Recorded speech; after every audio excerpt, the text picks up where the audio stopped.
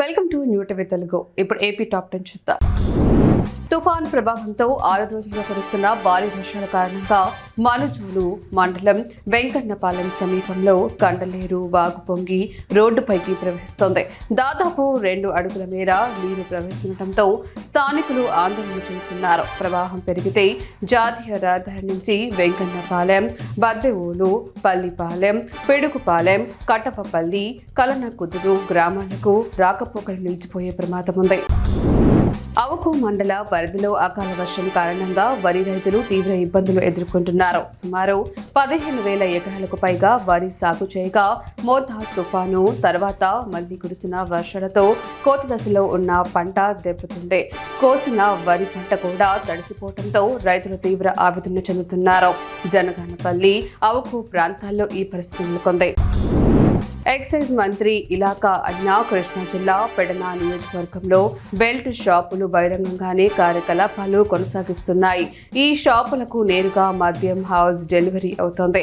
సరఫరా చేస్తున్న బాటిళ్లపై లేబుళ్లు, సీల్ వివరాలు లేకపోవడంతో ప్రజల్లో ఇది అసలైన మద్యమా లేదా నకిలీ మద్యమా అనే అనుమానాలు పెరుగుతున్నాయి. కోవూరులోని కోనమ్మ తోట ప్రాంతంలో డ్రైనేజీ వ్యవస్థ లేకపోవడంతో గత 5 రోజులుగా కురుస్తున్న వర్షాల కారణంగా రోడ్లపై నీరు నిలిచిపోయింది. దీనివల్ల పాఠశాలలకు వెళ్లే విద్యార్థులు తీవ్ర ఇబ్బందులు పడుతున్నారు. వర్షం, మురుగు నీరుతో విద్యార్థుల పరిస్థితి దయనీయంగా మారింది. స్థానికులు కాలనీలో డ్రైనేజీ కాలువలు ఏర్పాటు చేయాలని కోరుతున్నారు. దిత్వా తుఫాన్ నేపథ్యంలో నెల్లూరు నియోజకవర్గ పరిధిలోని 20వ division Kondayapalem Amber Wood School వద్ద ఉన్న ప్రధాన డ్రైన్ అవుట్ఫ్లో ప్రాంతాలను టీడీపీ నాయకులు కోటంరెడ్డి గిరిధర్ రెడ్డి పరిశీలించారు. ఈ సందర్భంగా అధికారులకు పలు సూచనలు చేశారు. ఈ కార్యక్రమంలో క్లస్టర్ ఇన్ఛార్జ్ నూకరాజు మదన్ కుమార్ రెడ్డి, 20వ division corporator Chejarla Mahesh Babu, TDP నాయకులు దిలీప్ రెడ్డి తదితరులు పాల్గొన్నారు.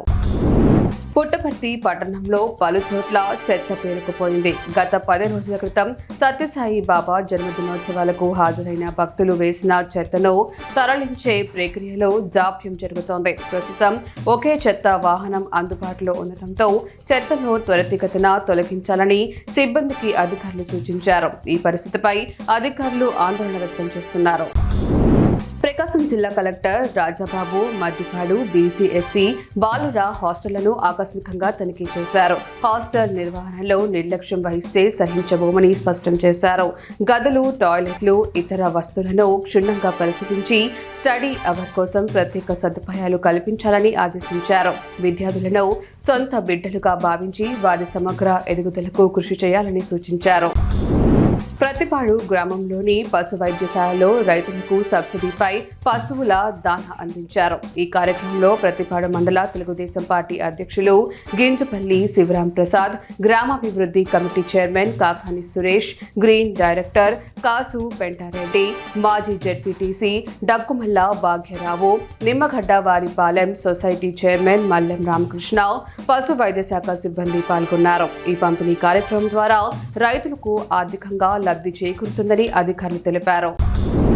డిసెంబర్ 1 నుంచి గోదావరి డెల్టా ఆయకట్టుకు సాగునీరు విడుదల చేయడంతో గోదావరి నదిలో నీటి మట్టం అనూహ్యంగా పడిపోయింది.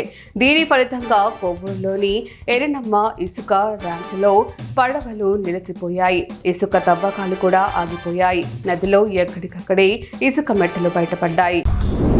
పల్మనేరు ఎమ్మెల్యే అమర్నాథ్ రెడ్డి బైరెడ్డిపల్లి పెద్ద చెరువులోని కృష్ణా జలాలను స్వాగతిస్తూ జలహారతి కార్యక్రమం నిర్వహించారు. ఈ సందర్భంగా ఆయన మాట్లాడుతూ పల్మనేరు నియోజకవర్గంలోని అన్ని చెరువులను కృష్ణా జలాలతో నింపేందుకు చర్యలు తీసుకుంటామని హామీ ఇచ్చారు.